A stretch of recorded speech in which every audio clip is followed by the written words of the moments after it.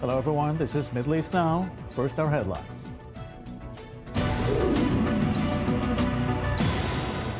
Nine months exactly after October 7th, in Israel, it's a day of rage against the government. Who is the surprising newly elected president of Iran? And the mystery surrounding the death of one of Assad's closest advisors. Exactly 9 months ago, October the 7th changed Israel, Gaza, and the entire Middle East. Inside Israel, it's a day of rage against the government, which is clinging to its power, and in the eyes of many Israelis, prefers political survival to making a hostage deal. I-24 News senior correspondent Bianca Zanini reports. They were killed while desperately trying to escape. Car after car abandoned on the highway, telling a small, devastating part of the horrors of October 7, 2023. This Sunday morning, activists began burning tires and blocking major roads across the country, marking exactly 9 months since the largest massacre of Jews in Israel. Protests began at 6:29 a.m., corresponding to the time of the beginning of Hamas's attack. Some 1,500 yellow and black balloons were released into the sky in a moment of sadness and frustration. For all of us, it's a very hard day, and we take that every black balloon is name of somebody that died, and the yellow balloon is somebody that not back from his kidnap. This was the first of many protests throughout the day and across the country on what activists are calling a day of disruption. Protests against the government and for a deal to bring back the 120 hostages still being held in Gaza. We are here, first of all, to remember those that were less lucky than me and the devastating abandonance of our communities by our government. And it's 9 months today to this black day, and still nobody in our government take responsibility. Our Prime Minister is very weak, and he have a deal right now, and he's giving the right-winger very minority part of his government to controlling. In Gaza, Israel's war against Hamas continues. But over the weekend, the possibility of a ceasefire for hostages deal has grown. Hamas has agreed to the current 3-phase proposal, apparently withdrawing its original demand for Israel to pre-commit to ending the war. But the group reportedly still wants a written assurance that Israel won't back out of the deal and will continue negotiations once the first round of hostages has been released in the first phase. Israel wants the deal as is, without any changes. 9 months typically symbolizes life and new beginnings. And after 9 months, all of the hostage families, the 120, see a deal on the table. A deal that we believe is good for Israel. We think that it is sufficient also for Hamas that returned with a positive answer. On the streets, many hope that this time the deal will go through and that the Middle East can breathe again, even if just for a moment. I-24 News' Balir Sladin is now live in the center of Tel Aviv. What's happening there? Yes, just a few minutes ago, the protest here in front of the Sadrud, the workers' union here in Tel Aviv, in Tel Aviv, just ended, with the protesters heading right now for the Israeli junction, which is where every week the protest takes place. The protesters here, and there are thousands in number, called for an early election, but their goal for being here today was clear, which is bringing the head of the workers' union union in Israel, the Histadrut, with them. They all remembered, or they remember what happened on the gallant night about a year ago, a year and a few months ago, when Arnon Ben David, the head of the Histadrut, joined the protest and called for a national strike. Back then, Netanyahu wanted to fire Gallant, the defense minister, but then he decided otherwise when he saw that the Histadrut are joining the protest, and that's what the protesters today were hoping for. But sources that are close to Arnon Ben David are saying that this is not going to happen anytime soon. This is a different situation, and we are in the middle of the war. But in spite of that, the protesters here are hoping for that specific thing, calling for a national strike for all the workers in Israel, something that would absolutely put a lot of pressure on the government to call an early election. Of course, the protesters here demanded to reach a hostage deal with Hamas as soon as possible. But the main goal, again, is bringing the workers' union with them for this fight that has begun since October 7th and is continuing. Right. It will continue in Tel Aviv and Jerusalem tonight. Thank you very much, Balir, for this live report. Yaki Dayan is here in the studio. Good evening, Yaki. Good evening, Jacob. More polls over the weekend, and it's the same story. Mistrust by most Israelis of the government. They want elections, but they can't change the picture. Yes, so 9 months after the slaughter of the Hamas, October 7th, and the targets of the war haven't been achieved. Neither the elimination of the military and administrative capabilities of the Hamas, nor bringing all the hostages. Still 120 hostages are still there in Gaza. And not only that, the northern front is under fire. The Iranians are working on the nuclear capabilities. The Houthis have closed the Red Sea, and some proxies, the Iranian militias from Iraq and other places are still working. So I would say that nothing has been achieved. And now, when we are discussing a possibility of a hostage deal, yes or no, there is a clear line here that divides the Israelis. One say, listen, even in the price of not achieving one of the targets, meaning not eliminating the military and the administrative capabilities of the Hamas, but yet bringing back the hostages, we are willing to go for this deal. And the other I would say half of the Israelis are saying no. Eliminating the Hamas capabilities is a necessity, and we are not. We shouldn't agree to this hostage deal. So this is where we stand. This is what divides Israel right now. And Netanyahu is still thinking that he can achieve the two targets, but most of the Israelis, as we see in the polls that you mentioned correctly, are not agreeing with the prime minister right now. Now, there's another argument. Why are they talking about stages and not everything for everything? Mm-hmm. So basically the stages are the following. Hamas wants as a full cessation of the war. Whether it's in the first phase, the second phase, or third phase, they don't care, but it has to start in the first phase, and they want guarantees from the mediators saying that they assure that the war will not be resumed. And plus another point of another sticking point is the full withdrawal of the IDF from Gaza, mainly from the Philadelphia corridor and the perimeter, which the Israelis wants to hold. So those are really sticking points. And Netanyahu, for him, he discussed the different stages, because he says, okay, the first stage would bring stop of war, but not the full secession. And once a deadline is being given to the second phase and it is not agreed, we can resume the war. So this is, I would say, the most sticking point which there is disagreement about. Right. Still back to the polls. Most Israelis are convinced that Netanyahu is operating under his own political needs rather than the good of the country. This is extraordinary. Yes, because I think that the most of the Israelis support the bringing back the hostages and the hostage deal, even in the price of full cessation of this war right now, and Netanyahu and no doubt his base, are not willing to accept that. And another assumption, which is I would say, a correct assumption, is that if Netanyahu goes for a full deal, meaning full cessation of war for the whole phases, the whole stages, bringing back the 120 hostages, meaning that he would lose his coalition. He would lose Ben Gvir and he would lose Smotrich, and he would have to go for an early elections, something that he is not desired to do. Right. So hostage negotiations are moving back to Cairo. So with us now from Cairo is Hossein Kamel Kharidi, former assistant to the Egyptian foreign minister. Thank you very much for joining us again. My pleasure.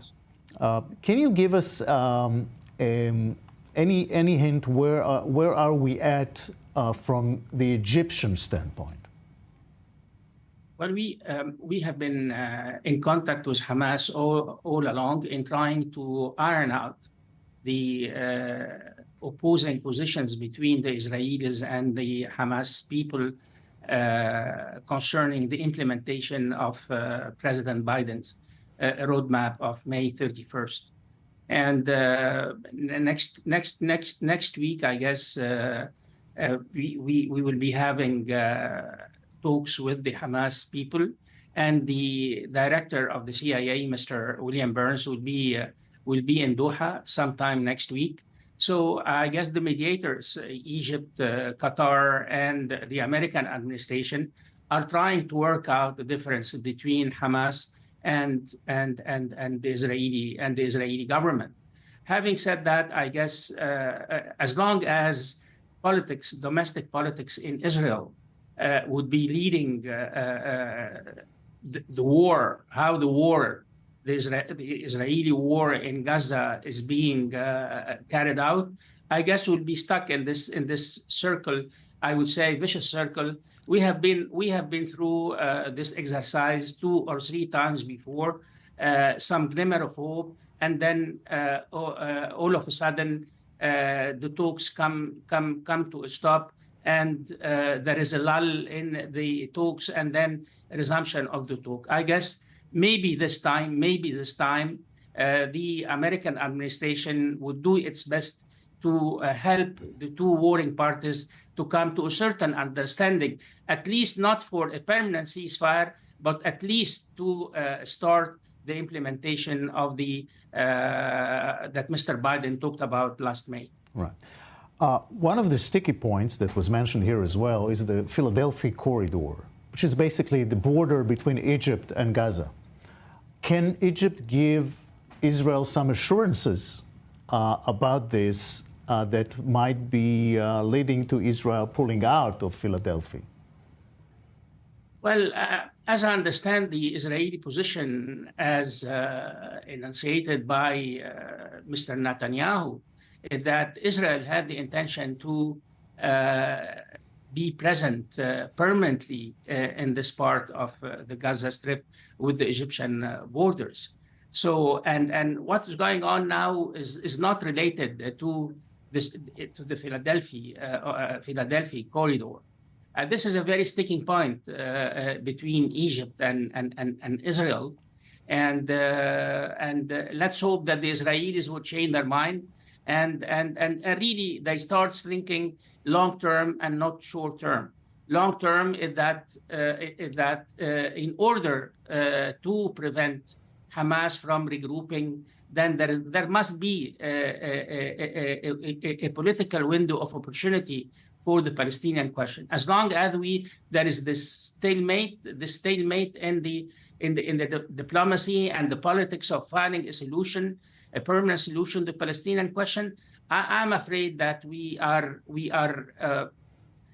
I wouldn't say that we are wasting our time, but the way we are approaching the whole question should be reconsidered, particularly on the part of the Israelis. And I'm referring to Mr. Netanyahu and the ruling coalition in Israel right now. All right, let me move to another issue, if I may. What's behind the recent reshuffle in the Egyptian cabinet?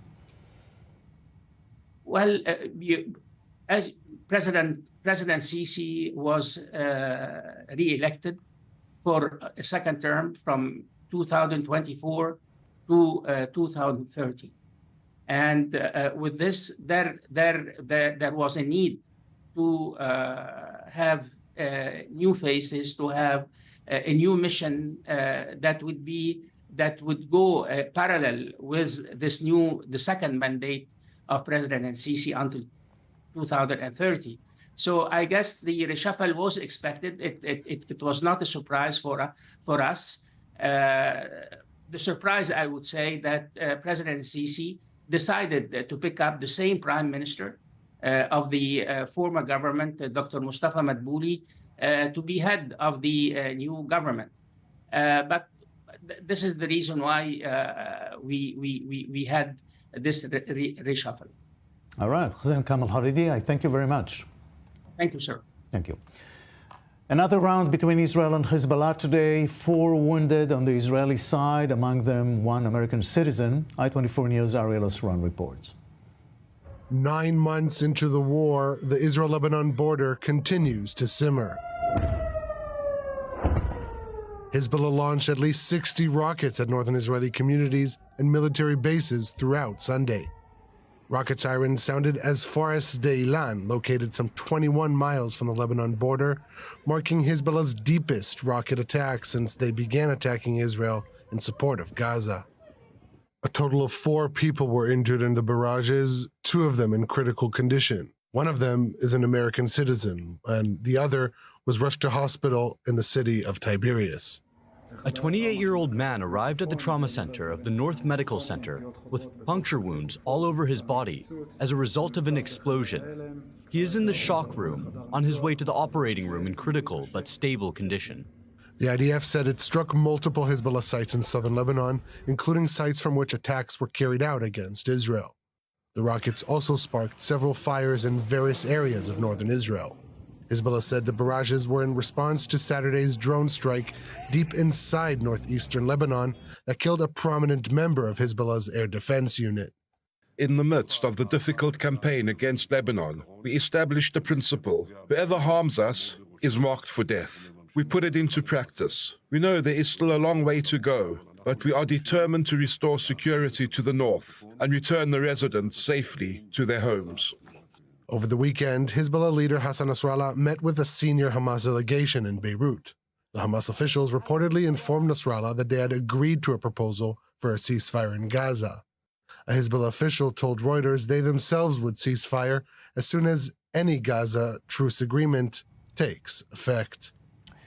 I-24 News' Robert Swift is now live in northern Israel with the latest from there. Robert, what do we know? So about 10 minutes ago, there was a series of drone warning sirens going off in communities around the Kiryat Shmona area, and this was followed several minutes later by rocket sirens going off in those same locations. Now, this, it's understood, is a tactic that Hezbollah is making more and more use of, combining the weapon systems that they have, using the drones alongside rockets in order to make their attack more effective.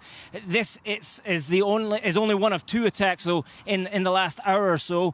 With just over an hour ago, a barrage of rockets taking place in the far eastern end of Israel's northern border. Behind me, you might be able to see some of the leftover remnants of the smoke. There was a blaze that took place here from one of the impacts. These 20 or so rockets were fired in that barrage, all of them appearing to land in open areas. But we spoke with one Israeli hiker who had been just making his way through this area when he said one of the rockets landed within about 100 meters of him, and it caused the fire behind us. But the Israeli firefighting service were very rapid to intervene in that blaze. The second time we've seen their aircraft in action today, with 5 or so small aircraft circling the fire to then to drop fire retardant material on it, quickly putting out the blaze, which is obviously necessary in these hot and dry conditions. But those being only the 2 latest attacks taking place in the last hour or so,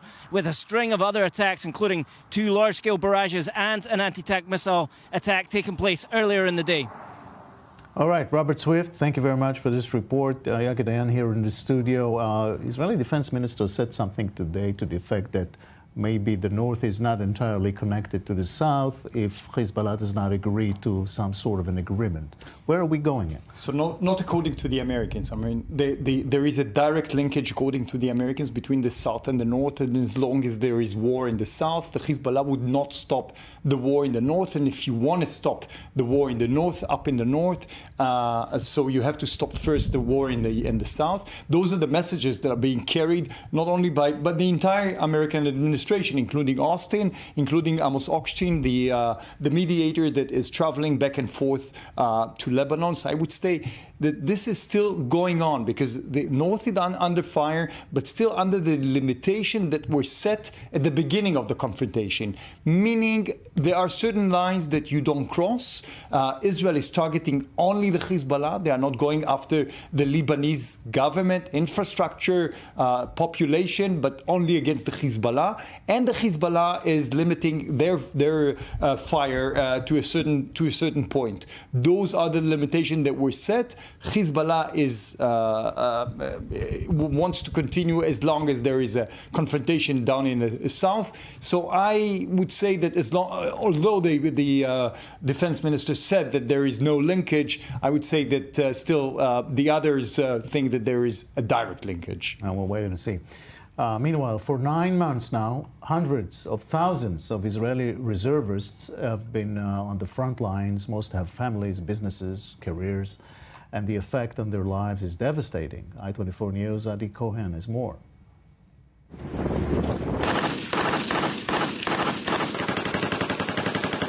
They put on their uniform and they came back a bit different. Hundreds of thousands of reservists were drafted after October 7th. Many of them did not come back the same. This kind of fear to this extent is not anything that I have experienced before. Since then, my emotions are mixed. You sit at home not quite understanding what you returned for, not quite understanding what you went through. Everything is unclear. For some, this time period, which seems to have no end in sight, led to a personal turning point, affecting their personal lives and even their workplaces. Raz Weiserbin, a senior sales manager in high-tech, dreamt and waited for an exit. After shedding his uniform and returning home, where his firstborn daughter awaited him, he parted from the path he had walked in for many years. Instead, he chose a new direction in the social and political arena. If in the past I said I would reach to a point where I would do the high-tech exit and then move to a social political work, when I returned, I felt uncertain whether there would still be a country to come and to do this in, even if the high-tech exit comes in 10 years. Currently, Raz is part of the Fourth Quarter movement, which aims, as they define it, to create a discourse of partnership among all sectors of Israeli society. On a personal level, I felt we are in a historical crossroad. Either we go back to the bad old habits that led us nowhere, or we make a change. After the reserve period, I know that for my daughter, for myself, I want to invest my energy in a movement that can change reality in Israel. Uri Ohan, a project manager from Tel Aviv, had planned to move to Australia. The emergency call-up order he received in October interrupted and changed his big dreams. After the release from reserves, everything seemed trivial to me. Then I really got involved in a social project that interested and attracted me. The only thing that makes me feel good since the reserves, and what I'm able to stick with, is work. The meanings sought by discharged reservists are diverse. Yotam Ben-Zvi was discharged last February from a prolonged reserve service as a senior non-commissioned officer of a reserve brigade at a training base. After this extreme experience, it gave me a new perspective. How do I continue from here? It was a wake-up call to go and do what I really want to do. Just before the war, Yotam left a job at My Wave Association and was searching for his path as an independent. The pause imposed by the reserves led him to choose his true passion, treating people through circular breathing. I try to guide them to live a life more suited to them. It might sound like a cliché, but we are truly a country that needs a treatment. I was deep in Gaza during Operation Protective Edge, and I know that to this day, the experience I went through there Stay with me. For Tom Solan, an education officer who was discharged after months in the reserves in the south, the war service was a significant push to leave his architecture profession. In war, the days are so intensive and busy. You constantly think about the next step, and the next step could already be in the evening. The dissonance between being in a war and doing significant work to suddenly returning to a routine where things take time, I realized I need to work at a much higher pace. For many reservists, the tumultuous service period was a gateway or a catalyst to leaving their jobs, changing professions, or even re-evaluating their life paths. And perhaps the urge or push for a change during the war period. I know many employees had questions, a feeling of maybe I'm not in the right place, maybe this isn't my calling. Ultimately, after a few months, most people returned to their regular routines and reintegrated into their workplaces, and only a relative minority decided and made a career change. During this period, people felt they were doing something very meaningful, no matter if it was a combat soldier or someone responsible for a supply chain. They felt they were contributing and doing something with significance, and returning to a regular job, interesting as it might be, was perceived differently. Companies and organizations indicate that from an economic perspective, it is still a marginal phenomenon. However, they estimate that the results of the seeds of change emerging from the blood-soaked ground in Israel for 9 months now, both as a nation and as individuals, will be seen in the not-too-distant future on a much larger scale. We'll take a short break now, and when we come back, who is the surprising newly elected president of Iran? We'll be right back.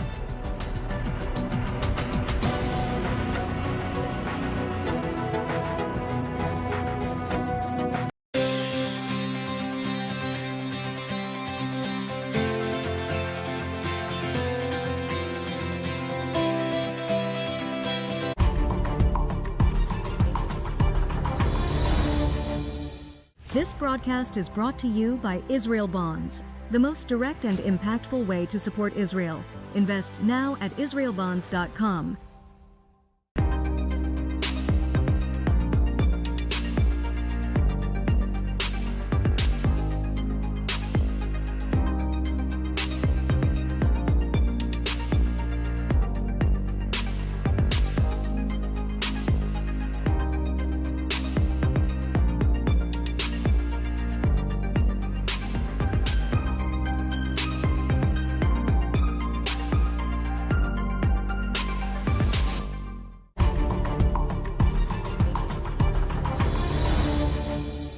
This broadcast is brought to you by Israel Bonds, the most direct and impactful way to support Israel. Invest now at israelbonds.com.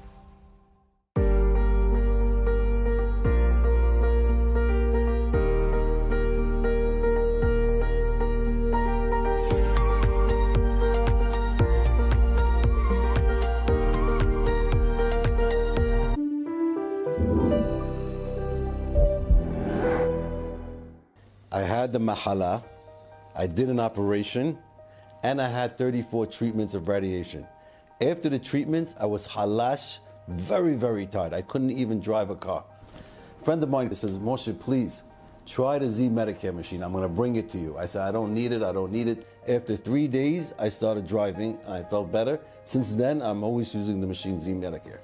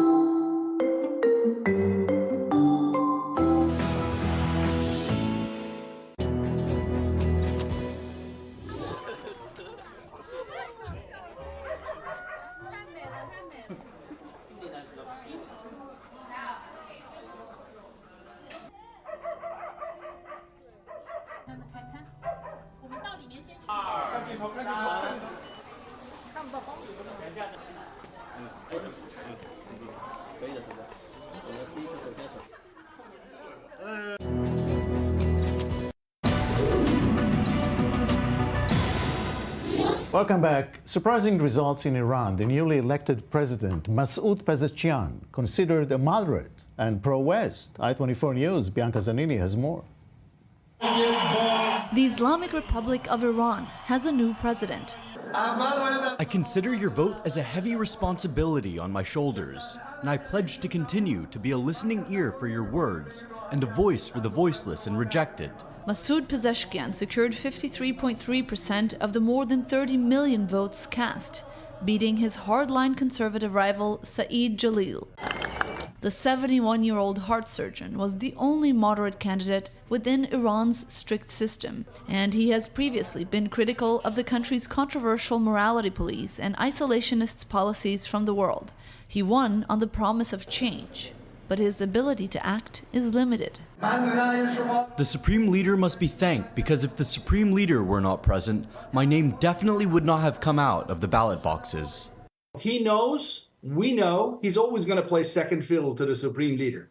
But this is the big question, the million-dollar question. What does the rest of the regime, including Khamenei and the Revolutionary Guards, think right now this country needs to do in terms of changes, domestic, foreign, to maintain political stability at a time where you have an 85-year-old Supreme Leader who might leave the stage and you don't want a crisis on your hands during that transition period? Pezeshkian's message has been of unity, something many international leaders might welcome.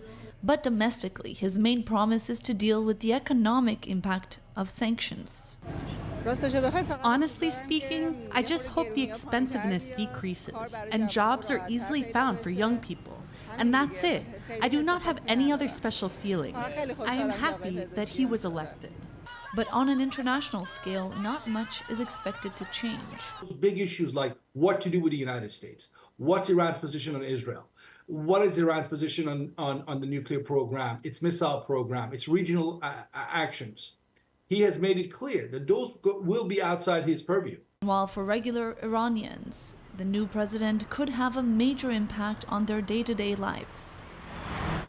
More on this with Camelia Endakabi Fard, editor-in-chief of Independent Persian. Good evening to you. Thank you. Good evening to you and the viewers, dear Jacob.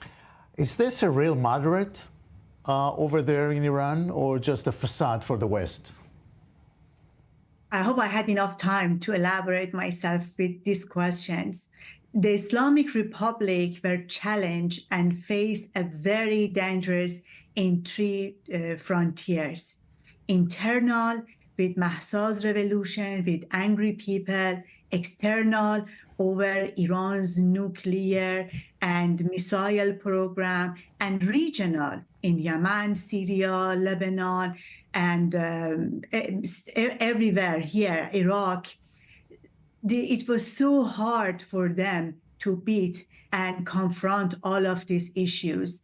I am not the person to want to enter to the conspiracy theory, but seeing that the elimination of Ebrahim Raisi, it makes them little bit can control the tension by choosing the new president. And that was the person who called some people moderate, some people called reformist. Addressing these very three important issues, which it was a huge threat to the Islamic Republic, would address by this man. How? Okay, they will call him a reformist, a moderate, which means at least he can push back that revolution of Mahsa. The angry people, to believe he is a reformist, they can little bit believe that he wants to make changes, and perhaps we would see some changes, very little minor, such as like the hijab rule, such as the social and public lives of the Iranian, to control the situation at least for a couple of years. Speaking about regional, so it's very important for him to can address, have Mr. Zarif with him, the most keynote and recognized by Western regional people as a person. He is a diplomat. He is a good diplomat for the Islamic Republic to address Iran nuclear program with West, with the United States, and also Iran missile program. They needed him to control this situation. And also in regional too, once the regional countries, Arab countries, believe there is a reformer and there is a moderate person as a president, it would just naturally makes the tension in the region to decrease. Will he be able to take some steps to calm down the internal opposition, like the hijab, for example, that you gave as an example, might make a difference? All of them is by vicious by Mr. Khamenei. Trust me, he engineering this election in a way that he win the election, because he tried to tell the people, okay, I heard your voices and here you are, an election which there is a candidate called himself reformist, and they try to just close their eyes in some of those internal issues to just push back the frustration, the revolution of the Iranian people. I believe Mr. Khamenei is very smart. What we are seeing today is all engineered by him, and we have to call him a genius person, because none of these people are willing to make that changes Iranians were asking for. Just they are helping the system to have a longer life, and they can wrap up some of the main issue which threatening the Islamic Republic and nothing else. What would you say to the West now? To the West, they have Mr. Zarif. Look, we had Pezeshkian, I should say, in the left side and the right side, but Mr. Zarif. Zarif known by everyone. I read, and you read in social media, they were suggesting he has to travel with the new elected president to the United Nations General Assembly in September to can discuss the sanctions, Iran nuclear program, and they try to have Zarif on field to make a shield against perhaps coming President Trump back to power too. If Democrats stay in power, Zarif is their best friends. And if Trump comes to the power, they can count on a very good diplomat. They can negotiate with them. Everything is so well calculated. That's what I told you. I believe there is a conspiracy theory here for the elimination of Mr. Raisi. With him, they could not tackle that very challenging issues so fast, and they needed the person to make some of these changes in the wishes of the supreme leader with his engineering. All right, Camelia, thank you very much. Thank you. Back to Yekdan here in the studio. In Israel, the reaction was, let's put it this way, suspicious. Let's talk about the facts, Jacob. I mean, the Iranians have made significant progress towards nuclear capabilities, military nuclear capabilities in terms of enriching uranium. They're on the threshold of having the necessary enrichment to enrich the bomb. And so far, the Americans were willing to play only defense against the Iranians, meaning negotiations, maybe some kinds of threats, but they were not willing to use any credible military force. And as long as the Americans will be playing defense and not offense, meaning putting in a credible military force in order to intimidate the Iranians would continue to make progress, because for them, this is the essence of the regime. And I would say they spoke about Khamenei, the supreme leader, who is 85 years old. I believe that he wants to leave a legacy of nuclear capabilities, because they saw what happened to North Korea as a country. They received an immunity, and this is exactly what he wants to receive for the Iranians. So at the end of the day, the Americans are the key point here, the key figures, the key players. If they play offense and not only defense, you can stop the Iranians. If not, the Iranians would continue to approach and to thrive for the nuclear capabilities. Do you believe this is a sort of a sophisticated trap, maybe to give the Americans and the rest of the West some sort of feeling that We have a moderate leader here. You can talk to him. He'll be nice to you. But even the West understands that he's not calling the shots at the end of the day. Maybe internally he would calm down the hijab riots and things like that. But at the end of the day, on the nuclear issues, only the Supreme Leader Khamenei is calling the shots. He decides, and with that, the West has to leave. And again, we remember the Biden-Netanyahu call after the April 14th when the Iranians shot 300 rockets and drones, and saying, listen, if you play the offense all the way, we are out. We are not willing to support that.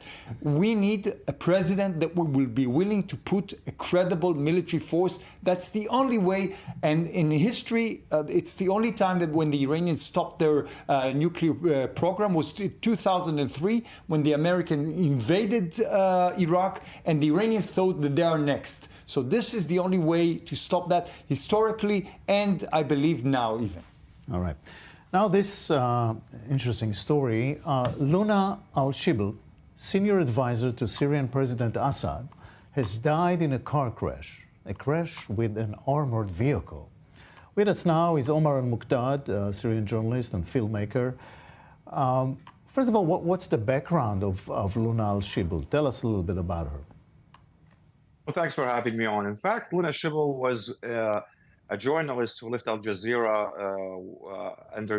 on the heat of the Syrian uprising in Syria, and decided to join the Syrian regime, and then became the spokesperson for Bashar Assad, and then later on she became in the inner circle. So it seems that at this point the Syrian regime, or Iran, is actually some people suggest Iran to be behind what happened to her, because her brother actually used to be a colonel in the Syrian regime army, and he might be leaked some information about logistic information related to the Israel attacks on Iranian targets in Syria. So they decided nonetheless to get rid of her. Besides that, she is very close to the Russian, and she was described by many of the Syrian regime figures as Vladimir Putin's favorite person in the Syrian regime. So as anybody who knows the Syrian regime, familiar with his actions in Syria, knows that once you get so popular, then that's where the attempt to get rid of you starts. So she became very prominent in the scene of Syria. So nonetheless, the Syrian regime, and might be Iran behind that, decided just to get rid of her, and with all the secrets that she has in her pocket. How close was she to President Assad himself?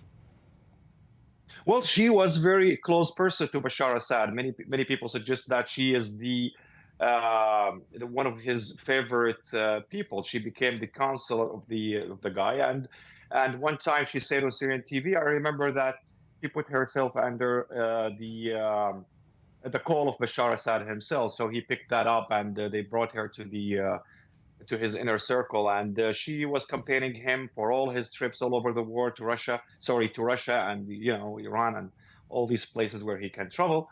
And yes, so she was very close. She knows a lot of the background of a lot of decisions that was made in Syria, and she might be a threat in the long run for the Syrian regime. So that nonetheless they decided to get rid of her, is in my opinion.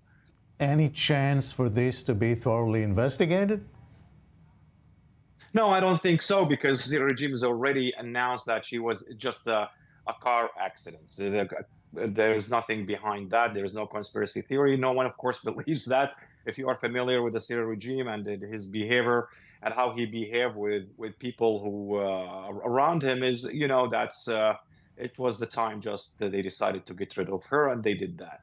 All right, Omar Al-Muqdad, I thank you. You're welcome.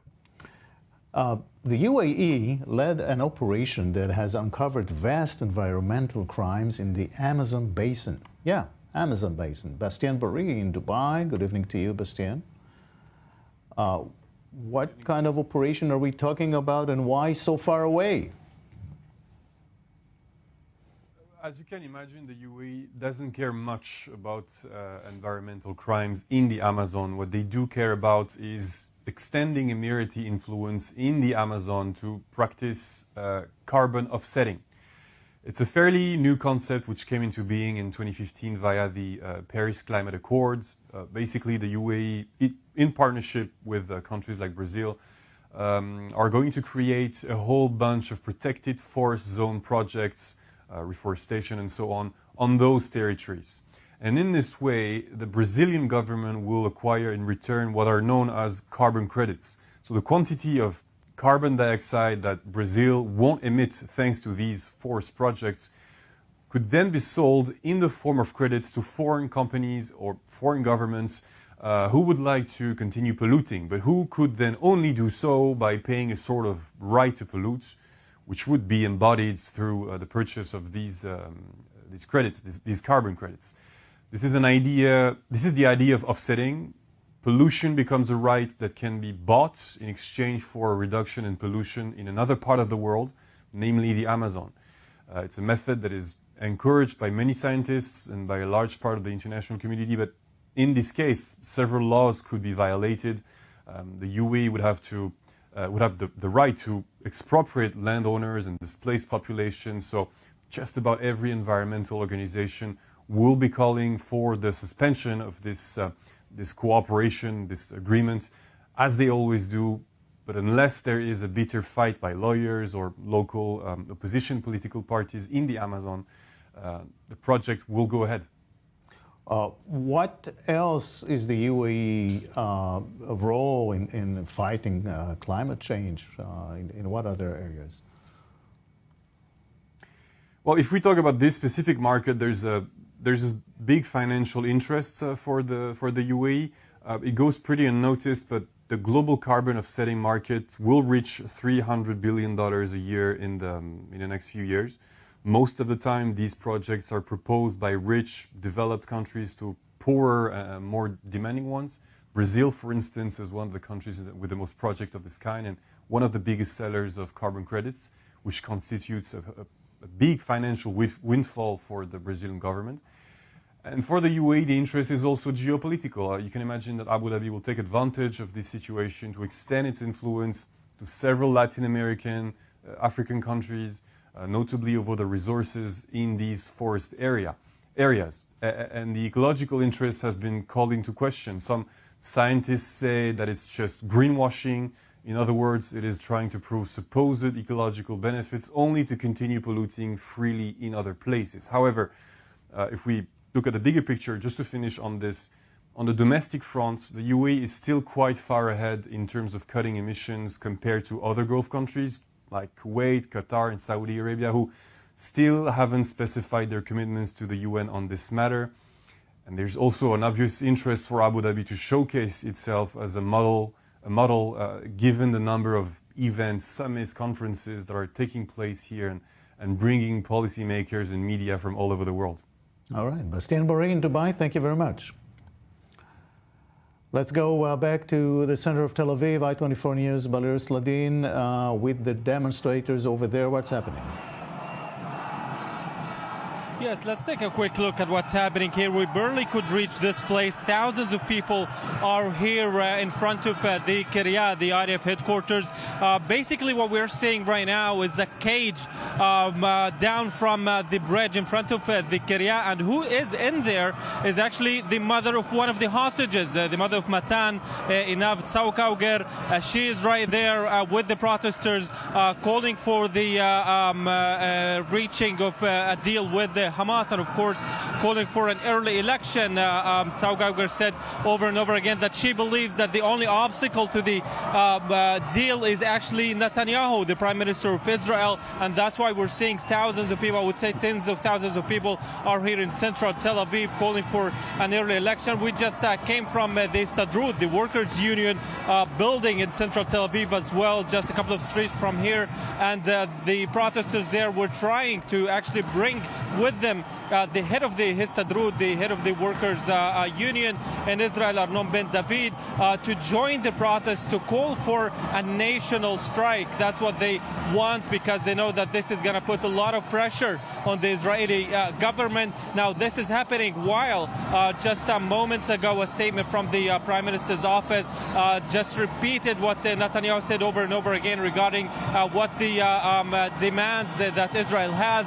which is, of course, if Israel goes for a deal, after all, it will allow Israel to come back to the fight and continue the war until it reaches all of its goal, which means including the dismantlement of Hamas and ending Hamas's rule in Gaza, with other demands, other rules that the statement just stated from the Prime Minister's office. But here the protesters are going for this protest that is 9 months since October 7, and they think that the government is the only obstacle to actually ending this war, seeing the hostages back, and that's why we're seeing this number, the huge number of people protesting here in central Tel Aviv today. Yes, but it's not always easy to measure how many people there, but it looks like the energy is, especially today, 9 months to the date, a lot of energy, and that comes after tens of thousands were in the street just last night, like every other Saturday night, right? Exactly. So we see that the protesters are not actually getting tired at all. Just yesterday, the weekly protest every Saturday evening, tens of thousands of people were here just where I'm standing right now. But just 24 hours later, we're seeing this number, even more than the number that was yesterday, is on the street today as well, which means that the protesters are very adamant with their demand that they will continue this disruption week. And we also know that on Wednesday, maybe the anti-government protesters or the organizations that oppose to the government will announce even an independent or a civil, let's call it, investigation committee, just as a protest to the fact that the government 9 months since October 7th still didn't actually have any investigation committee, any independent investigation committee. And we're seeing that the protesters are taking the things with their own hands, and they're going to put together this investigation committee that will include, from what I understand, even justices that served in the Supreme Court in Israel, as well as some former chiefs of the police, and of course some of the people that evacuated their homes since October 7th in the north and the south, as well as, of course, relatives of hostages, relatives of people that were killed on October 7th. All right, Boris Ladin live in Tel Aviv. Thank you very much for that. Back to the studio here, Yakideh, and I'd like to, we have a couple minutes to talk about the American drama versus the Middle East. In many places, including here in this neighborhood, people are trying to digest now the possibility of a Trump presidency. What's the effect on the Middle East at this point? No doubt that there are already significant changes. I would say that the Hamas is willing to be a bit more flexible because they think that the Trump presidency is going to be much tougher with them than the Biden administration. So we see a bit of a change there. We see in Europe, NATO is gathering because they are afraid. Europe, no doubt, has a lot of fears from Trump, another Trump presidency.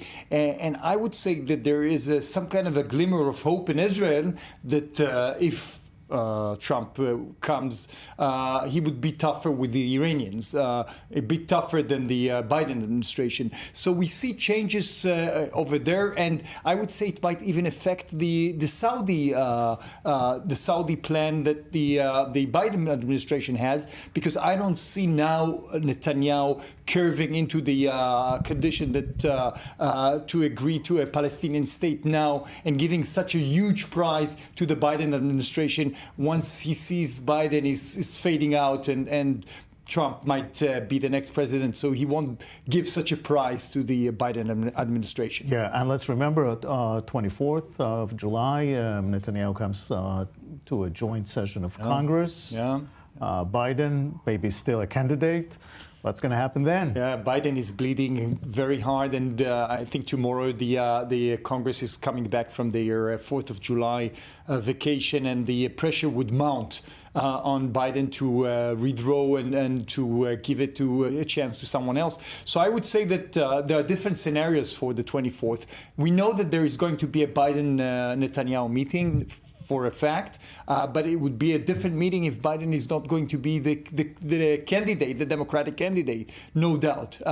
No doubt that we would see a mounting pressure. If Biden curves, we would see a mounting pressure from the left progressive Democrats in the Congress. We would see more Democrats avoiding the joint session of the Congress than if not. So I think that this week is not going to be only crucial for the American political future, but also it would affect the Netanyahu visit on the 24th. Yeah, well, for Netanyahu and for his proxies, Biden is no longer a big friend of Israel. We know that. We see this in Israeli media. So Netanyahu is gearing up for a Trump presidency. You are right, Jacob. I think that if you ask anyone in the Biden administration, Netanyahu already picked his favorite candidate, and it's not Biden, it's Trump.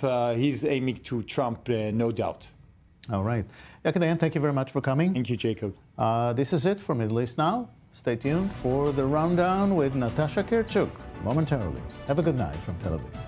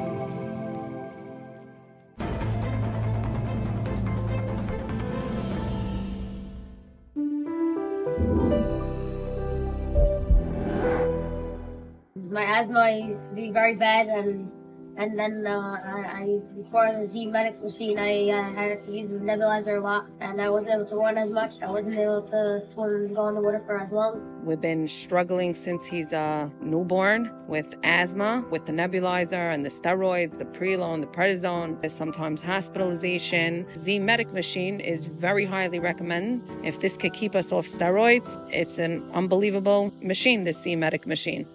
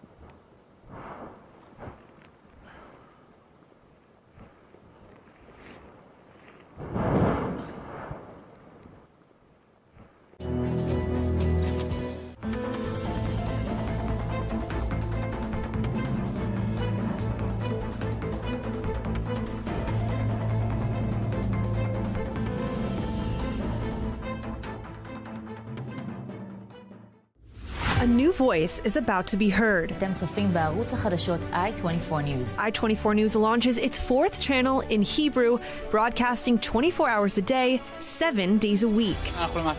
ותיעדו את הטבח. I-24 News in Hebrew brings its international success for the past 10 years to Israel. Real-time news, sharp analyses, and passionate debates on the burning issues shaping Israeli society and the entire Middle East. And for you, English-speaking viewers, I-24 News offers a unique, immersive experience. Every day until 11 a.m. EST, Hebrew programs will be broadcast live with English subtitles. And from 11 a.m. EST, back to your favorite shows in English. More than ever, the heart of a new Middle East beats on I-24 News.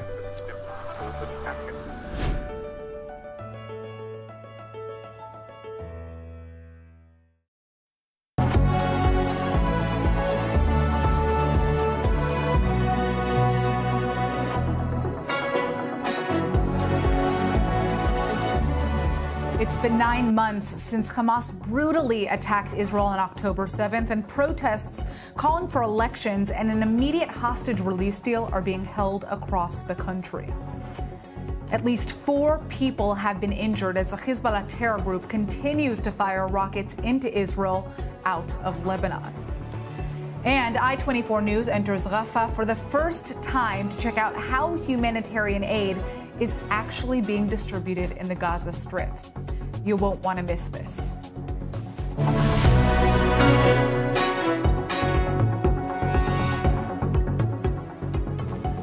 I'm Natasha Kirchuk, and thanks for joining us on The Rundown. Today marks 9 months since Hamas terrorists infiltrated Israel and conducted the bloodiest massacre on Jews in the country's history. Well, over 1,200 people were killed and more than 200 were taken hostage on October 7th, shaking the nation and sparking what has now turned into a long and deadly war against Hamas in Gaza. A potential ceasefire deal that would see the return of hopefully all of the hostages is currently on the table, but activists are marking this dark Memorial Day with protests throughout the country. And our senior correspondent Bianca Zanini has the details. They were killed while desperately trying to escape. Car after car abandoned on the highway, telling a small, devastating part of the horrors of October 7th, 2023. This Sunday morning, activists began burning tires and blocking major roads across the country, marking exactly 9 months since the largest massacre of Jews in Israel. Protests began at 6:29 a.m., corresponding to the time of the beginning of Hamas's attack. Some 1,500 yellow and black balloons were released into the sky in a moment of sadness and frustration. For all of us, it's a very hard day, and we take that every black balloon is name of somebody that died, and the yellow balloon is somebody that not back from his kidney. This was the first of many protests throughout the day and across the country on what activists are calling a day of disruption. Protests against the government and for a deal to bring back the 120 hostages still being held in Gaza. We are here, first of all, to remember those that were less lucky than me and the devastating abandonance of our communities by our government. And it's 9 months today to this black day, and still nobody in our government take responsibility.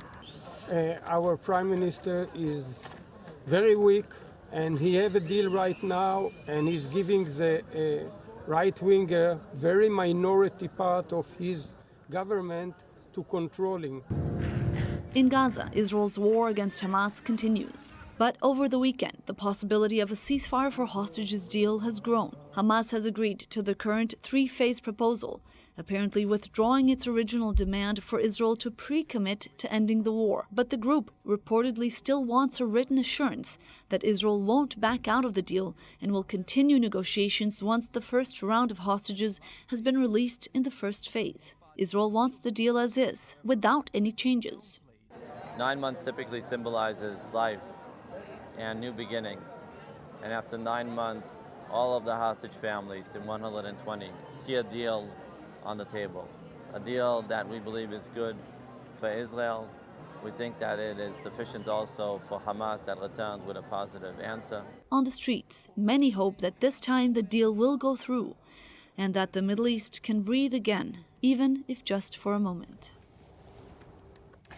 Well, joining us now from Tel Aviv is our correspondent Balir Sladin. Paint us a picture of what is happening on the ground. What are we hearing from these protesters?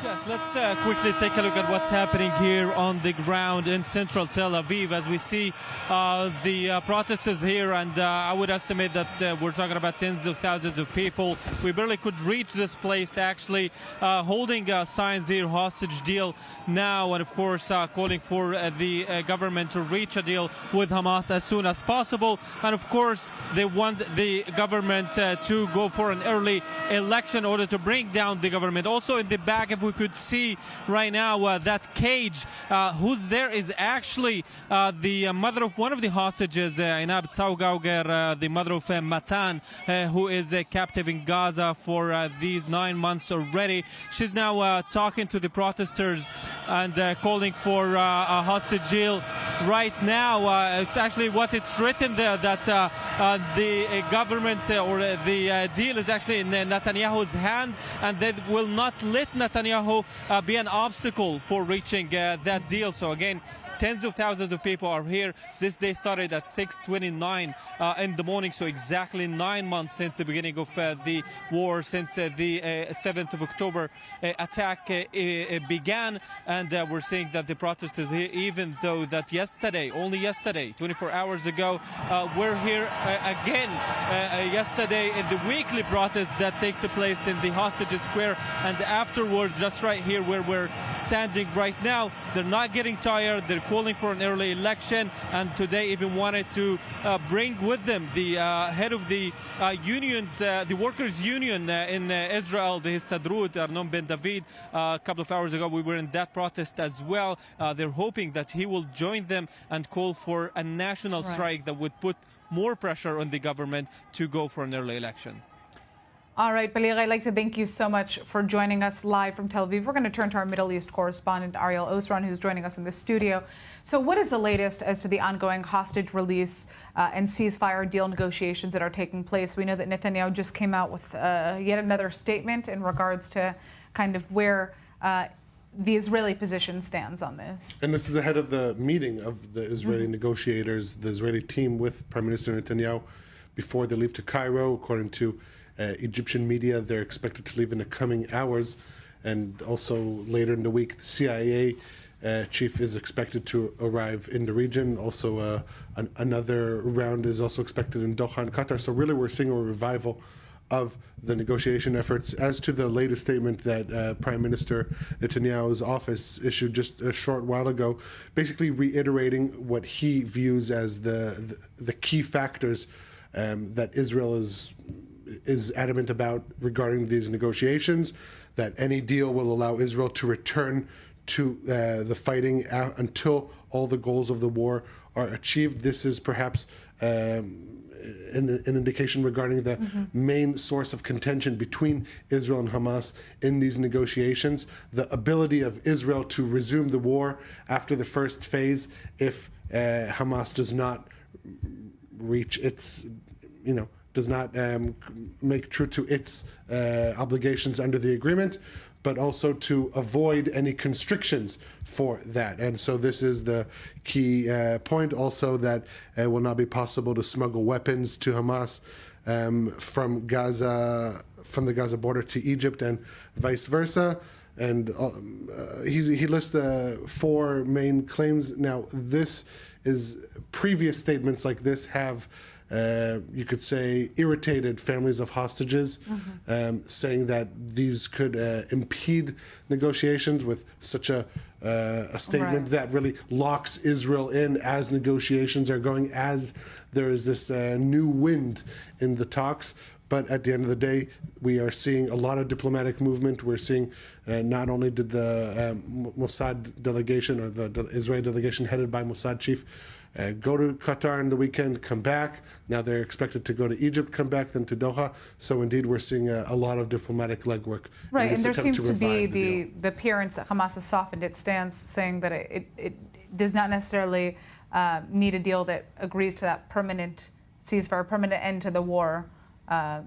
Just because they're saying that doesn't mean that's actually true. We're not in the negotiation rooms. There's not a lot of. If that is true, though, that this is certainly a major step forward in terms of negotiations. That would be the concession that Hamas needs to make in order for an agreement to move forward. And so right now we have an indication that they've made that concession, but since the official statement by Hamas, we're seeing them kind of backtrack and be more aggressive in terms of how adamant they are in their key points, saying that the current agreement ensures that.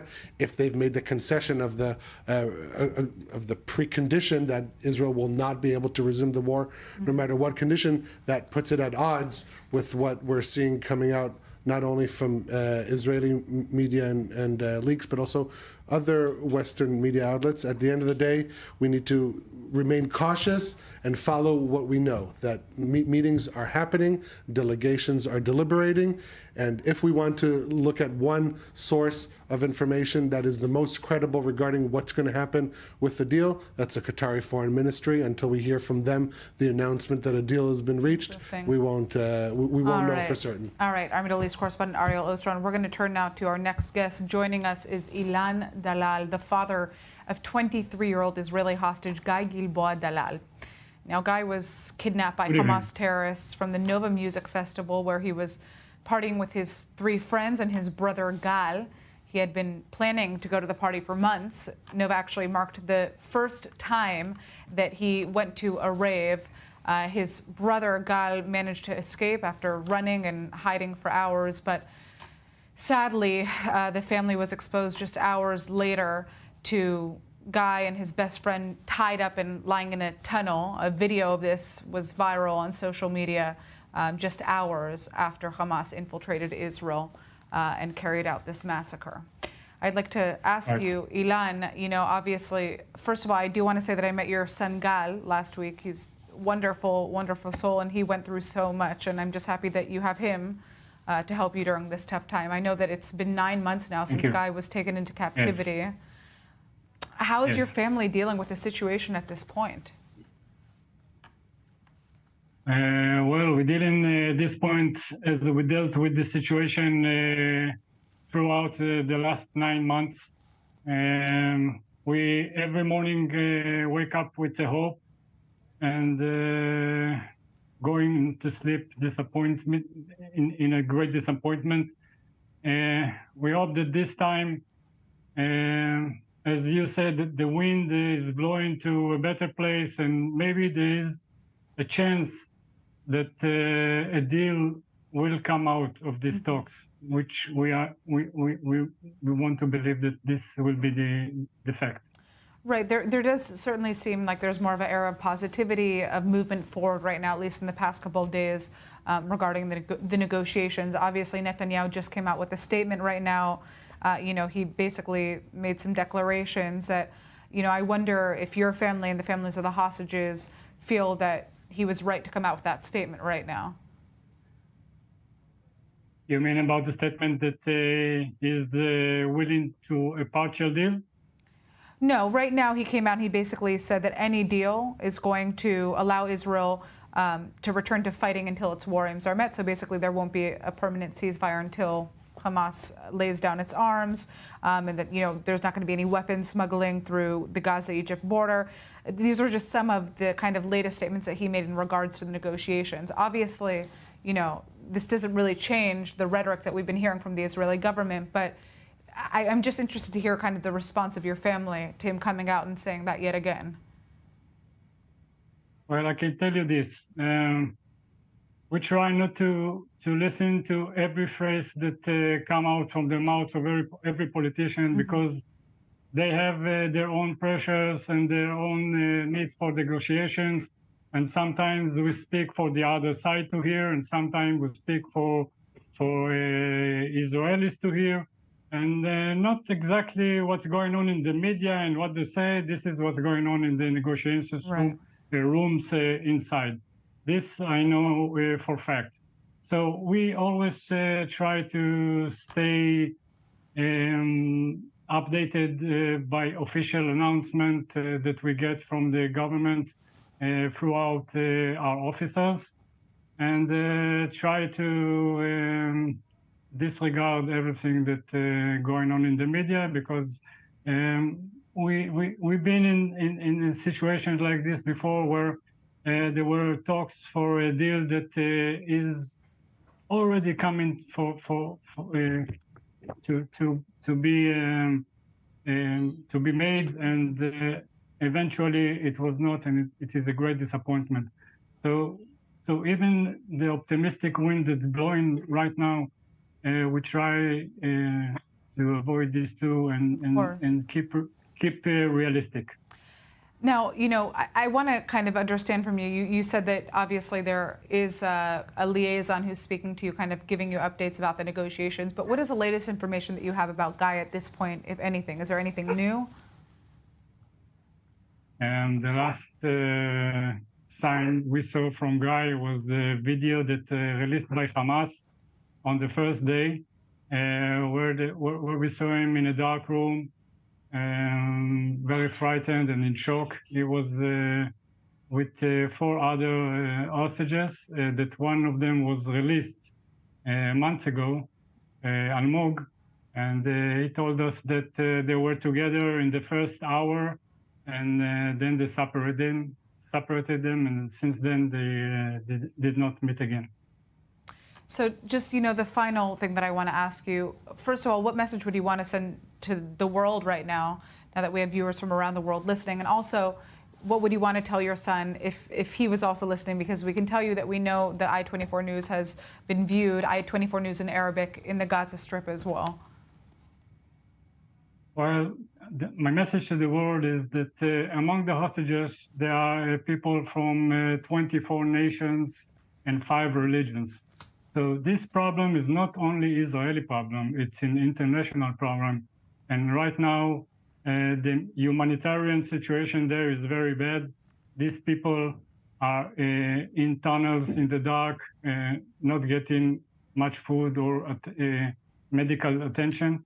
And we ask the international community to pressure Hamas as much as they can to accept this deal and move on to release hostages and ceasefire, so both people will rebuild themselves. All right. Well, I'd like to thank you so much. Yeah, Ilan, finish what you were saying. And if Guy is listening, I just want to tell him that we love him. Guy, we love you so much. Please hang on in there. Survive. We're doing everything we can to get you out. We never give up on you, and I believe that soon we'll be together. We are all waiting for you, and life is waiting for you. Hang on in there. Well, Ilan, thank you so much for coming on and sharing a bit of your story and sending your message to the world. Obviously, we're praying for you. We are praying for Guy and your entire family, and we really truly believe that he is going to be okay and come home safely to you soon. Again, thank you for joining us. Thank you very much. Thank you. All right, we're turning now to the north of Israel. 4 people were injured today, 2 of them in critical condition in multiple Hezbollah rocket and missile barrages on northern Israeli communities and military posts. Now, at least 60 rockets were launched in yet another day of escalation along the Israel-Lebanon border. And our Middle East correspondent Ariel Osran has the details. Take a look. 9 months into the war, the Israel-Lebanon border continues to simmer. Hezbollah launched at least 60 rockets at northern Israeli communities and military bases throughout Sunday.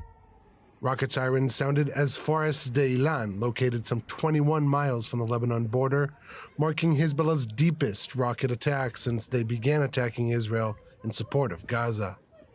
A total of 4 people were injured in the barrages, 2 of them in critical condition. One of them is an American citizen, and the other was rushed to hospital in the city of Tiberias. A 28-year-old man arrived at the trauma center of the North Medical Center with puncture wounds all over his body as a result of an explosion. He is in the shock room, on his way to the operating room in critical but stable condition. The IDF said it struck multiple Hezbollah sites in southern Lebanon, including sites from which attacks were carried out against Israel. The rockets also sparked several fires in various areas of northern Israel. Hezbollah said the barrages were in response to Saturday's drone strike deep inside northeastern Lebanon that killed a prominent member of Hezbollah's air defense unit. In the midst of the difficult campaign against Lebanon, we established the principle: whoever harms us is marked for death. We put it into practice. We know there is still a long way to go, but we are determined to restore security to the north and return the residents safely to their homes. Over the weekend, Hezbollah leader Hassan Nasrallah met with a senior Hamas delegation in Beirut. The Hamas officials reportedly informed Nasrallah that they had agreed to a proposal for a ceasefire in Gaza. A Hezbollah official told Reuters they themselves would cease fire as soon as any Gaza ceasefire agreement takes effect. But while visiting troops up north on Sunday, Israeli Defense Minister Yoav Gallant said the IDF will continue to battle Hezbollah in Lebanon, even if a ceasefire is reached in the Gaza Strip. I gave clear orders to the forces in both the south and the north. These are two separate sectors. Even if we reach a hostage deal, and I very much hope that we will be able to reach it in the south, it is not bound to what is happening here, unless Hezbollah reaches an agreement. Even if there is a ceasefire in Gaza, here we continue to fight and do everything necessary, and this is what brings the results. All right, I'd like to turn to our correspondent Robert Swift, who joins us now live from northern Israel. What is the latest on the ground? The IDF's just released a statement in the last couple of minutes updating us on the most recent attack that took place in the far northeast of Israeli territory in communities around Kiryat Shmone. The IDF said that several drones were intercepted in that incident and that one additional drone was not intercepted but impacted in the ground and exploding. As yet, no reports of casualties. Robert, well, hopefully we're going to come back to you soon, but we're going to turn right now to our guest joining us on Zoom from Washington, D.C. We have Behnam Ben Taleblu, a senior fellow at the Foundation for Defense of Democracies. Now, Hezbollah has been stepping up its attacks, Behnam, against Israel, and the terror group claims that it's going to be laying down its arms once there is a ceasefire. But at this point, is it within Hezbollah's interest to actually stop this campaign? Great to be with you, Natasha. Excellent question, because Hezbollah has shown that out of all of Iran's proxies in terms of what the regime calls the acts of resistance, this group has the capability and intent to continue to engage in incremental or graduated escalation, trying to change Israel's deterrence equation, literally starting on October 8th. They've escalated with different targets, they've escalated with different weapons, and they've escalated against entirely different geographies. And what the regime and Hezbollah together are trying to do is to use military means to force a political end that they prefer. And it would set a very dangerous precedent for Hezbollah to be able to cement what it's doing in the north as just another new normal in the Middle East. And that's something, as you've seen recently in the segment before, no Israeli military or political official can afford to ignore. Now, Iran has repeatedly said that it will get heavily involved if Israel chooses to launch a ground operation in Lebanon in response to Hezbollah's attacks. But should we be taking Iran's word for it? You know, in a post-April 13, post-April 14 world, where after a 4-decade-plus shadow war between Iran and Israel, the Islamic Republic overtly, directly, and with weapons of war did indeed attempt to strike the only Jewish and democratic state in the Middle East. Even a non-zero chance, a number that is slightly larger than zero, like 1 or 2 or even 3%, should not be dismissed easily. So while Iran has the capability to use other Arab proxies to bail out its most important proxy, while it has other standoff weaponry that it's proliferated to other groups in the region, there is indeed a chance they can get directly involved, particularly because Hezbollah serves as the frontline defense as a potential deterrent against an attack on Iran's nuclear program, which the regime would treat as existential. Right. You know, paint us a picture of what you think a larger scale war would look like between Israel and Hezbollah, especially if Iran were to get involved more directly.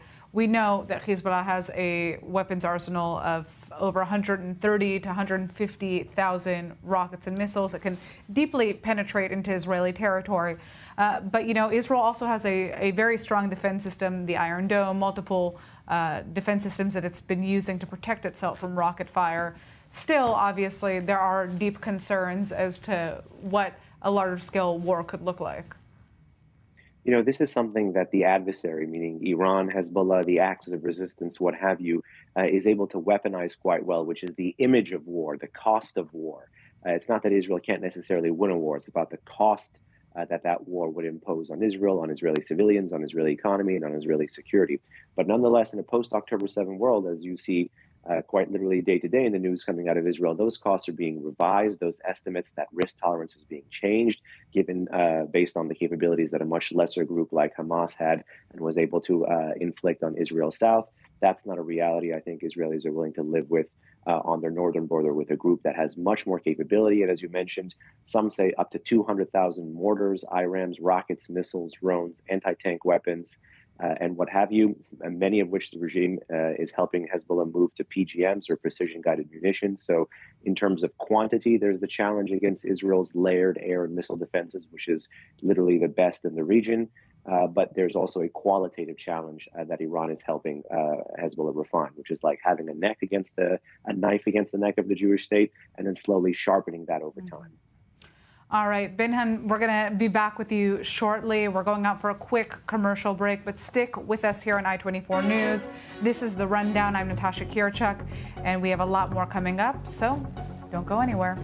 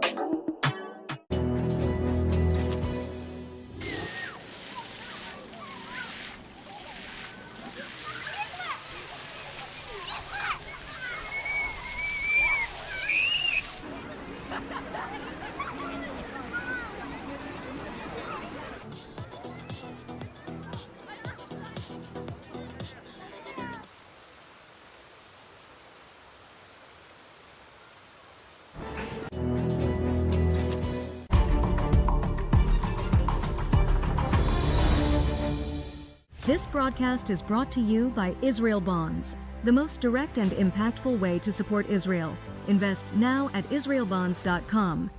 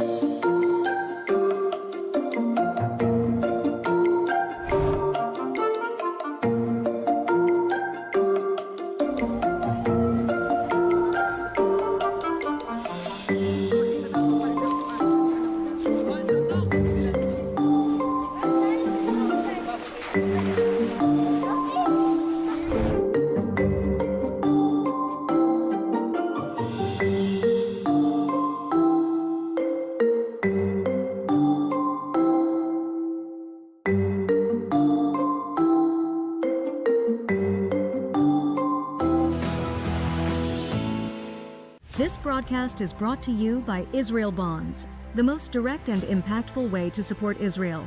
Invest now at israelbonds.com.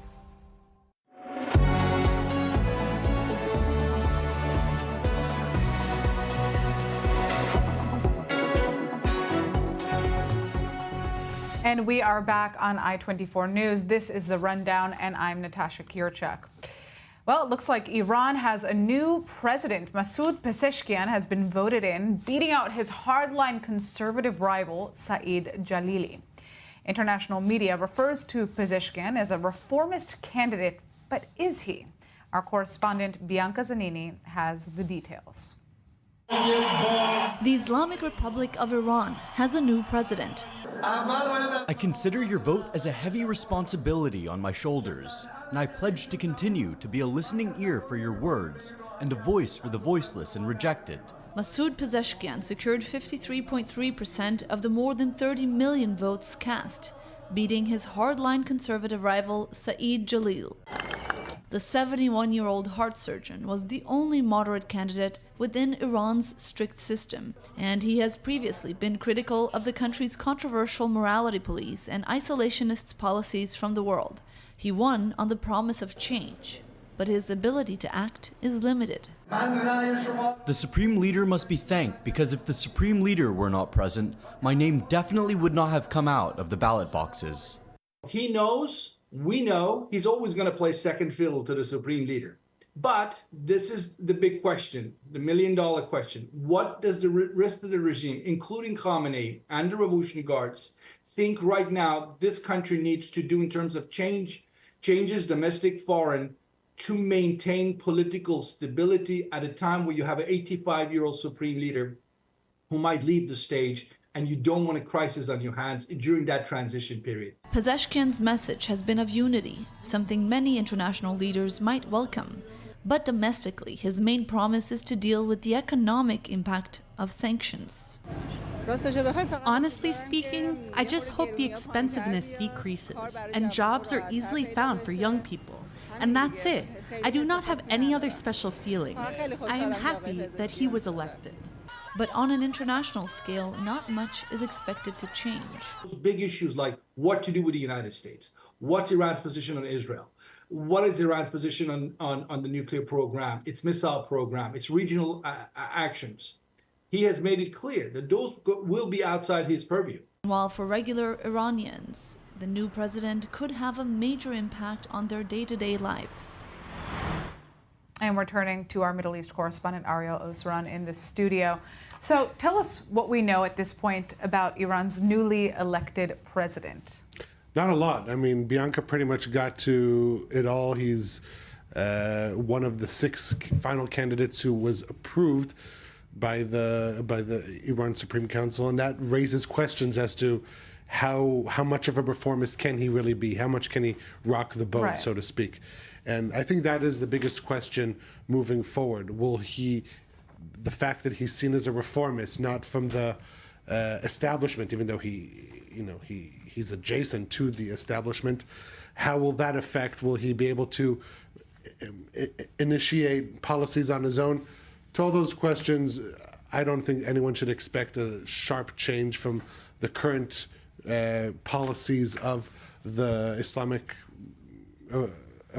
Republic of Iran, regardless of who the president is. I think perhaps the main concern is for the Supreme Leader that his policies will be streamlined in their implementation, or the lack thereof. If we look at what Khamenei is saying over the past few hours, he's issued about 10 tweets, all of them saying how amazing Raisi was, the former president, how people should aspire to be like Raisi. That's his dream. He would love to see Pezeshkian be a continuation of Raisi, someone who not only Khamenei can work with, but see him as a potential successor. Obviously, Pezeshkian is not going to be put in that column of potential successors to the aging Supreme Leader. But at the end of the day, I think the concern for the Supreme Leader is that his policies won't be able to be implemented the way he wants to, that there will be pushback from the government, not that the government under Pezeshkian will take this open up to the West policy and abandoning the nuclear program. No one should expect that to happen. All right. Well, I'd like to turn back to our guest, Benham Ben Taleblu, Senior Fellow for the Foundation for Defense of Democracies, joining us from Washington, D.C. So, you heard what Ariel had to say right now. I mean, what power does the Iranian president even have? Pezeshkian promised no radical changes to Iran's Shiite theocracy in his campaign, and he has long held Iranian Supreme Leader Khamenei as the final arbiter of all matters in the state of the country. So what kind of change in stance can we expect from him, if anything? It's a great question, and the vast majority of the changes that you may expect to see are going to be stylistic and rhetorical changes rather than substantive changes. And in areas of concern for Washington or Israel or many other actors, particularly when it comes to the regime's nuclear program, or allegedly a lot of Pezeshkian's comments about the JCPOA, about the Financial Action Task Force, and about Iran's relations with the outside world, Pezeshkian knows that he is checked legally, politically, socially, formally, and informally by much more important political and security organs like the Office of the Supreme Leader, like the Islamic Revolutionary Guard Corps, and like the Supreme National Security Council, which set and direct the Islamic Republic of Iran's foreign and security policy. So he's not there to change that. He's there to implement their will better. And if you had to ask me why Pezeshkian was permitted by Iran's security establishment to get so far, to be narrowed down from the first 80 candidates, then to the 6 candidates, then to the 2 candidates, and now to the president-elect, quote unquote, of the Islamic Republic, it's simply because this person, by simply being able to offer stylistic changes, perhaps may be able to elicit, a la Zarif in the past, substantive changes from the West. And I think that's fundamentally the regime's goal here, just to put some more lipstick on a pig, to get more sanctions relief, to continue to limp along, to continue to provide the regime with a bit more stability on the international front, while continuing to cleave the opposition and diaspora at home at a very sensitive time. So that's why I think the regime played the musical chairs game that it did with Pezeshkian. Yet, interestingly, we still see international media referring to Pezeshkian as a reformist. But, interesting analysis from both of you. I'd like to thank you so much for joining us, Benham. Hopefully, we're going to have you back soon. We're turning now to France, where polls have opened in one of the most important French elections to date. Far-right candidate Marine Le Pen's party, National Rally, and its allies appear poised to become a dominant force in the National Assembly. And if that happens, France would usher in the nation's first far-right government since World War II and send shockwaves through the European Union at a time when populist parties seem to be gaining more and more support across the continent. Well, joining us now is our French correspondent, Hannah Papiachvili from Paris. So first of all, what would a far-right government mean for France? What kind of policy could we expect in the country? Good evening, Natasha. First of all, we cannot make so much projection for the moment, but we know if far-right extreme government will be in France, it will change a little bit about the decision that will be taken, especially about immigration. We know that the political party of Marine Le Pen said that immigration will be reduced if they became the first political party in this new assembly after this second ballot of general elections. This is what they said. We will see if it will be possible to do it or not to do it, because what is the most important is to know. It will be now at 8 o'clock in the evening. We will have the results from the French hour. If the Rassemblement National of Marine Le Pen will have an absolute majority or will have a relative majority. And it will change everything, because if it's an absolute majority, they will decide, they will pass the bills, the law and everything. But if it's a relative majority, it will be more complicated to pass some new laws for France. They will need to make some alliances with other parties, like from right side, like Les Républicains, or with Éric Ciotti, who was in Les Républicains, who decided to left. We need to see what will be the results, and after we will see how the new France will look like. All right. Well, I think the big question, obviously, on many of our viewers' minds is how Israel will be impacted by this election based on who wins. Listen, the political party of Marine Le Pen, Rassemblement National, and we are here in the headquarters of this political party. There is a lot of people, journalists, and also some people who came just to support Jordan Bardella, because we will know if he will be the next Prime Minister of France or not.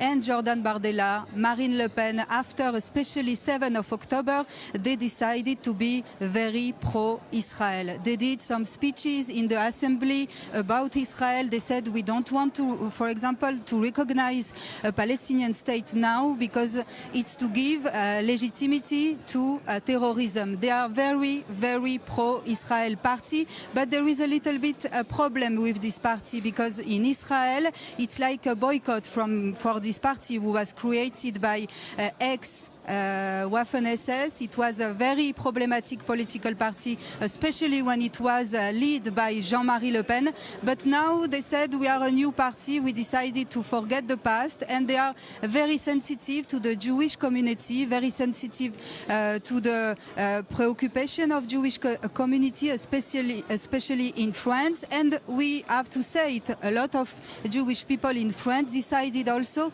to give their vote to the party of Marine Le Pen, Rassemblement National. All right. Well, I'd like to thank you so much for joining us.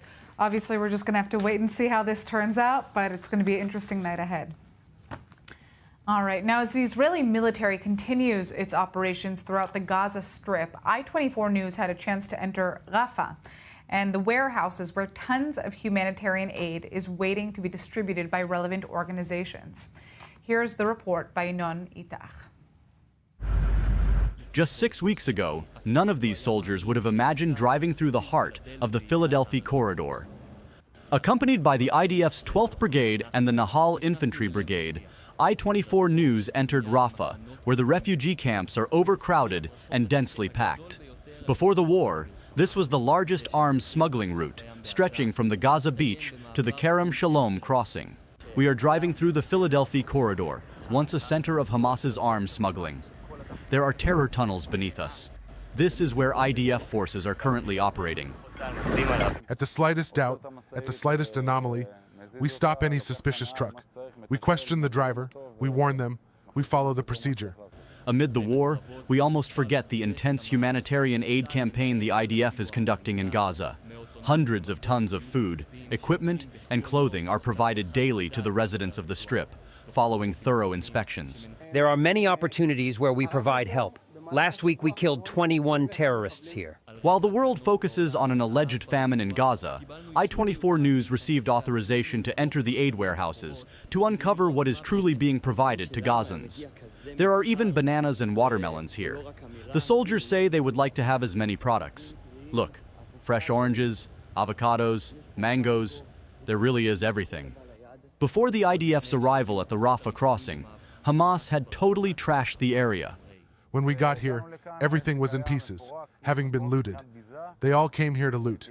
Our task is to tidy up the area and improve the delivery of humanitarian aid. Underneath, there are scores of terror tunnels, according to IDF assessments. When the first soldiers operated in these areas of Rafah, they did not imagine the number of tunnel entrances awaiting them. So far, they have found over 500. We continue to the heart of Rafah. During the waiting phase before advancing, the IDF implemented a strategy. Soldiers of Division 162 entered from the south, diverting Hamas towards the border, allowing another unit to take control of the Philadelphia corridor overnight. This plan resulted in hundreds of terrorists being killed and thousands fleeing. Although the beach takeover was swift, the Rafah operation is progressing slowly. Nearly every commander we meet in the field emphasizes that operations are proceeding precisely according to plan. This is a slow, measured, and thoughtful war. We aim to preserve our men and avoid impatience. This combat zone is distinct from the operations of humanitarian workers who pass far from us, behind the combat lines. For the hostages, it's been a long time, but we must continue to fight. No one predicted we would be in Gaza for 9 months, but we have a good reason, despite the difficulties. Even when we go home for a few hours, we have a responsibility. The return of the hostages and the destruction of Hamas. This has been our mission since October 7th. Well, the fighting continues in the Gaza Strip. Hamas says that the CEO of its labor ministry has been killed in an Israeli strike, but the IDF has yet to confirm this. And as the war rages on, the question remains, what is going to happen once it ends? Who's going to rule the enclave? Well, Israel's made it clear that it has no intention of stopping the fighting unless Hamas lays down its arms and steps down from power. But what do Palestinians want? The most recent poll conducted by the Palestinian Center for Policy and Survey Research back in June found that support for Hamas is rising as the war goes on. In Gaza, support for the terror group stood at 38% in that survey. In the West Bank, a whopping 71% said that they want the terror group to rule Gaza after the war ends. But are these numbers reflective of the truth on the ground? Well, joining us now is Samer Sinijlawi, a Fatah activist and chairman of the Jerusalem Development Fund. So, Samer, to begin, are these numbers from the poll that we saw last month truly accurate? I mean, are we really seeing rising support for Hamas right now? Well, usually it's not smart to test the feeling of people during war, not the Palestinians and not the Israelis, because the results will not be really reflecting who Israelis and Palestinians are. I can tell you something with a lot of confidence. The majority of Israelis, the majority of Palestinians would like to see this war ending, would like to see the hostages releasing, would like to see a new horizons that is open for both people, starting in Gaza. A political body that comes and start preparing things in Gaza, reconstruction Gaza.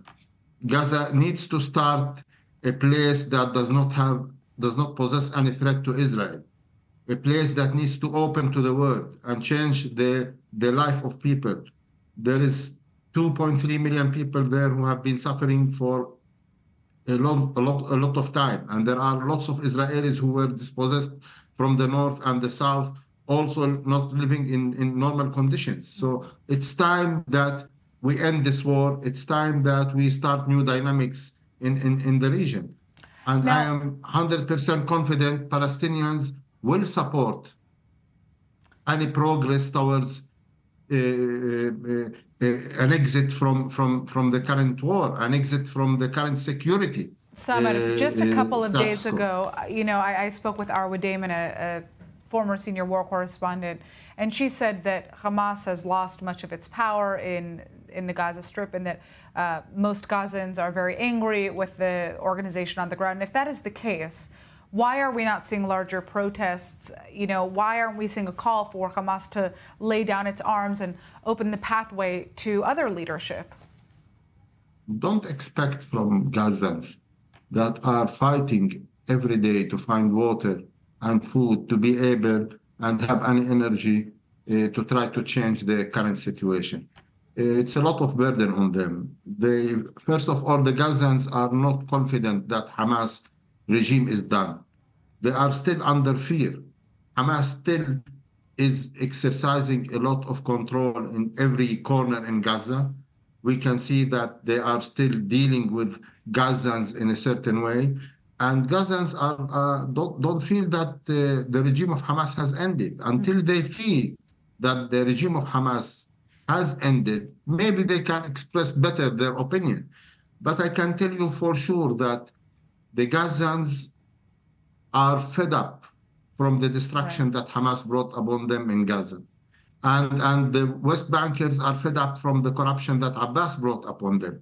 The Palestinians would like to see a new regime, right, actually, new political system. So my next question for you then is, who would Gazans and who would Palestinians as a whole support in a post-war scenario?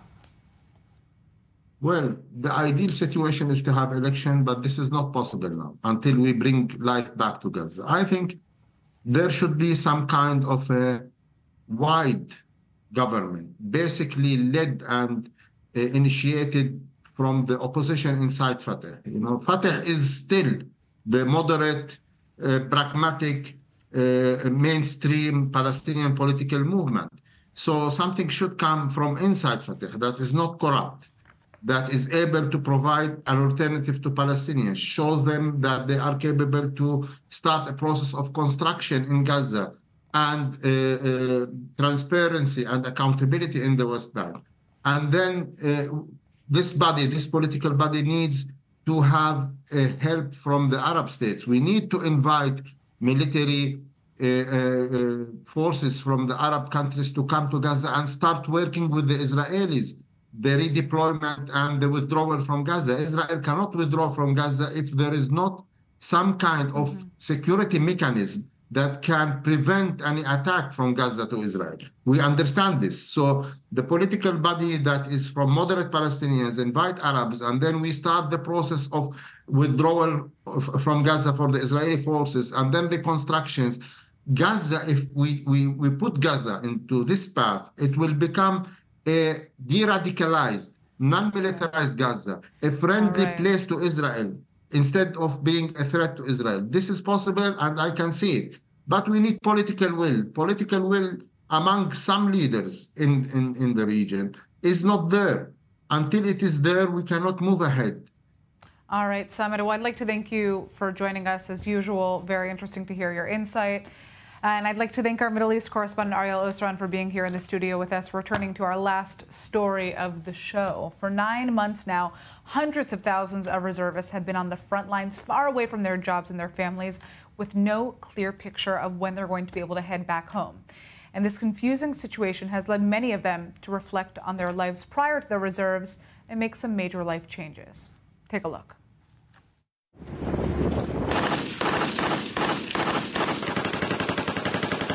They put on their uniform and they came back a bit different. Hundreds of thousands of reservists were drafted after October 7th. Many of them did not come back the same. This kind of fear to this extent is not anything that I have experienced before. Since then, my emotions are mixed. You sit at home not quite understanding what you returned for, not quite understanding what you went through. Everything is unclear. For some, this time period, which seems to have no end in sight, led to a personal turning point, affecting their personal lives and even their workplaces. Raz Weiserbin, a senior sales manager in high-tech, dreamt and waited for an exit. After shedding his uniform and returning home, where his firstborn daughter awaited him, he parted from the path he had walked in for many years. Instead, he chose a new direction in the social and political arena. If in the past I said I would reach to a point where I would do the high-tech exit and then move to a social political work, when I returned, I felt uncertain whether there would still be a country to come and to do this in, even if the high-tech exit comes in 10 years. Currently, Raz is part of the Fourth Quarter movement, which aims, as they define it, to create a discourse of partnership among all sectors of Israeli society. On a personal level, I felt we are in a historical crossroad. Either we go back to the bad old habits that led us nowhere, or we make a change. After the reserve period, I know that for my daughter, for myself, I want to invest my energy in a movement that can change reality in Israel. Uri Ohan, a project manager from Tel Aviv, had planned to move to Australia. The emergency call-up order he received in October interrupted and changed his big dreams. After the release from reserves, everything seemed trivial to me. Then I really got involved in a social project that interested and attracted me. The only thing that makes me feel good since the reserves and what I'm able to stick with is work. The meanings sought by discharged reservists are diverse. Yotam Ben-Zvi was discharged last February from a prolonged reserve service as a senior non-commissioned officer of a reserve brigade at a training base. After this extreme experience, it gave me a new perspective. How do I continue from here? It was a wake-up call to go and do what I really want to do. Just before the war, Yotam left a job at My Wave Association and was searching for his path as an independent. The pause imposed by the reserves led him to choose his true passion, treating people through circular breathing. I try to guide them to live a life more suited to them. It might sound like a cliché, but we are truly a country that needs a treatment. I was deep in Gaza during Operation Protective Edge, and I know that to this day, the experience I went through there stay with me. For Tom Solan, an education officer who was discharged after months in the reserves in the south, the war service was a significant push to leave his architecture profession. In war, the days are so intensive and busy. You constantly think about the next step, and the next step could already be in the evening. The dissonance between being in a war and doing significant work to suddenly returning to a routine where things take time, I realized I need to work at a much higher pace. For many reservists, the tumultuous service period was a gateway or a catalyst to leaving their jobs, changing professions, or even reevaluating their life paths. And perhaps the urge or push for a change during the war period. I know many employees had questions, a feeling of maybe I'm not in the right place, maybe this isn't my calling. Ultimately, after a few months, most people returned to their regular routines and reintegrated into their workplaces, and only a relative minority decided and made a career change. During this period, people felt they were doing something very meaningful, no matter if it was a combat soldier or someone responsible for a supply chain. They felt they were contributing and doing something with significance, and returning to a regular job, interesting as it might be, was All right, unfortunately we had to cut that off because we have to go out for a commercial break, but don't worry, we're going to be back soon on I-24 News. This is The Rundown. I'm Natasha Kirchak, and thanks for joining us. We'll see you soon.